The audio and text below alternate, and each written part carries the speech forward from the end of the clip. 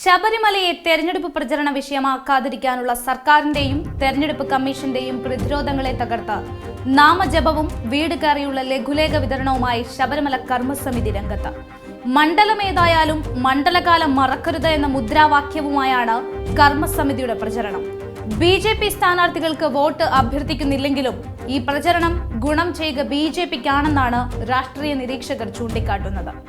കർമ്മസമിതിയുടെ പ്രചരണത്തിൽ മുതലെടുപ്പ് നടത്താൻ കോൺഗ്രസും രംഗത്തുണ്ട്. ഹിന്ദു സംഘടനകളുടെയും വിശ്വാസികളുടെയും എതിർപ്പ് മറികടന്നാണ് പോലീസ് സംരക്ഷണത്തിൽ ശബരിമലയിൽ 2 സ്ത്രീകൾ പ്രവേശിച്ചിരുന്നത്. ഇതിനെതിരെ ശക്തമായ പ്രതിഷേധമാണ് സംസ്ഥാനത്ത് അലയടിച്ചത്. കർമ്മസമിതിയും സംഘപരിവാറും ബി.ജെ.പിയും അയ്യപ്പ ജ്യോതി തീർത്താണ് പ്രതിഷേധം നടത്തിയത്. നവോത്ഥാനത്തിന്റെ പേരിൽ വനിതാ മതിൽ തീർത്ത സർക്കാരും ഇടതുപക്ഷവും ഈ നീക്കങ്ങളെ പ്രതിരോധിക്കാനും ശ്രമിച്ചിരുന്നു. കഴിഞ്ഞ മണ്ഡലകാലത്ത് സ്ത്രീ പ്രവേശനത്തിനായി സർക്കാരും തടയാനായി വിശ്വാസികളും നിലയുറപ്പിച്ചതോടെ ശബരിമലയിൽ സംഘർഷാവസ്ഥയായിരുന്നു. ശബരിമലയിൽ എത്തുന്ന വിശ്വാസികളുടെ എണ്ണത്തിലും വരുമാനത്തിലും വൻ ഇടിവുമുണ്ടായി. എങ്കിലും സർക്കാർ യുവതികളെ പ്രവേശിപ്പിക്കുമെന്ന കടുത്ത നിലപാടിലുമായിരുന്നു. സുപ്രീം കോടതി നിർദ്ദേശം ചൂണ്ടിക്കാട്ടിയായിരുന്നു ഈ നീക്കം. NSS അടക്കമുള്ള സംഘടനകളും ശബരിമലയിൽ സർക്കാർ നിലപാടിനെതിരെ ശക്തമായ പ്രതിഷേധമാണ് ഉയർത്തിയത്. പന്തളം രാജകൊട്ടാരവുമായി ചേർന്ന് NSSഉം ശബരിമല കർമ്മസമിതിയും സംസ്ഥാന വ്യാപകമായി നാമജപ പ്രതിഷേധങ്ങളും നടത്തി.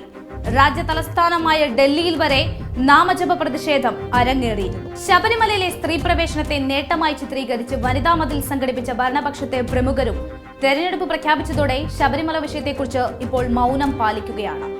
ശബരിമലയെക്കുറിച്ച് മിണ്ടേണ്ടെന്ന നിലപാടാണ് ഇടതുപക്ഷം സ്വീകരിച്ചിരിക്കുന്നത്. ശബരിമല പ്രചരണ വിഷയമാക്കരുതെന്ന് തെരഞ്ഞെടുപ്പ് കമ്മീഷനും ശക്തമായ നിലപാടെടുത്തിട്ടുണ്ട്. എന്നാൽ ശബരിമലയിലെ യുവതീ പ്രവേശനം സുപ്രീം കോടതിയിൽ നിലനിൽക്കുന്ന കേസായതിനാൽ ചർച്ചയും സംവാദങ്ങളും ഉണ്ടാകുമെന്ന ശക്തമായ നിലപാടാണ് കർമ്മസമിതിയും ബി.ജെ.പിയും സ്വീകരിച്ചിരിക്കുന്നത്.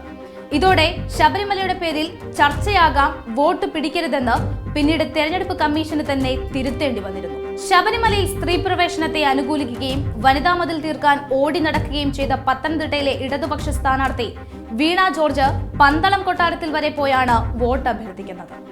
വിശ്വാസികൾക്കൊപ്പമാണെന്ന് മാവേലിക്കര ഇടതു സ്ഥാനാർത്ഥി ചിറ്റയം ഗോപകുമാറും തിരുവനന്തപുരത്തെ ഇടതു സ്ഥാനാർത്ഥി സി ദിവാകരനും പ്രഖ്യാപിച്ചു കഴിഞ്ഞു.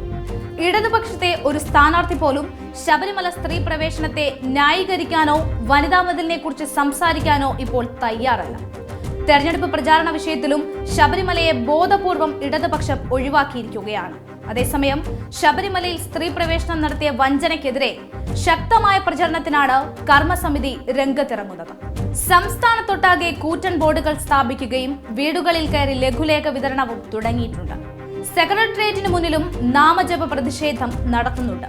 ശബരിമല സമരത്തിൽ പങ്കെടുത്തവരെ കള്ളക്കേസിൽപ്പെടുത്തി പീഡിപ്പിക്കുന്നുവെന്നാണ് കർമ്മസമിതിയുടെ ആരോപണം. പുതിയ സമരത്തിനും പ്രചരണത്തിനും തെരഞ്ഞെടുപ്പുമായി ബന്ധമില്ലെന്ന് കർമ്മസമിതി പറയുമ്പോഴും ഇടതുപക്ഷത്തിന്റെ പരാജയം ഉറപ്പുവരുത്തലാണ് അവരുടെ ആത്യന്തികമായ ലക്ഷ്യം. പത്തനംതിട്ടയിലും തിരുവനന്തപുരത്തും തൃശൂരിലും ബി.ജെ.പിക്കും മറ്റ് സംസ്ഥാനങ്ങളിൽ UDFനും കർമ്മസമിതി വോട്ട് മറിക്കുമെന്ന ആശങ്ക ഇടതുപക്ഷത്തിന് ശക്തമാണ്. തെരഞ്ഞെടുപ്പ് കമ്മീഷനിൽ പരാതി നൽകി കർമ്മസമിതിയുടെ പ്രചരണത്തിന് തടയിടാനുള്ള നീക്കമാണ് അവർ ഇപ്പോൾ നടത്തുന്നത്. എന്നാൽ ജനാധിപത്യപരമായ പ്രചരണത്തെ തടയാനാവില്ലെന്ന നിലപാടിലാണ് കർമ്മസമിതി. സുപ്രീം കോടതിയിലെ മുതിർന്ന അഭിഭാഷകരുടെ അടക്കം നിയമോപദേശത്തോടെയാണ് കർമ്മസമിതിയുടെ പ്രചരണം.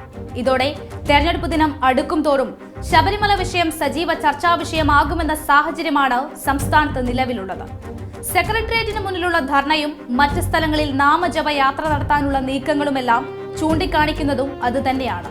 ശബരിമല കർമ്മസമിതി ഒരു രാഷ്ട്രീയ പാർട്ടി അല്ലാത്തതിനാൽ നടപടി സ്വീകരിക്കാൻ തെരഞ്ഞെടുപ്പ് കമ്മീഷനും പരിമിതികളുണ്ട്. കോഴിക്കോടെത്തിയ പ്രധാനമന്ത്രി നരേന്ദ്രമോദി തന്നെ വിശ്വാസികൾക്കൊപ്പം നിൽക്കുമെന്ന് പ്രഖ്യാപിച്ചതും വിഷയം സജീവമാക്കി നിർത്തുന്നതിനു വേണ്ടി മാത്രമാണ്.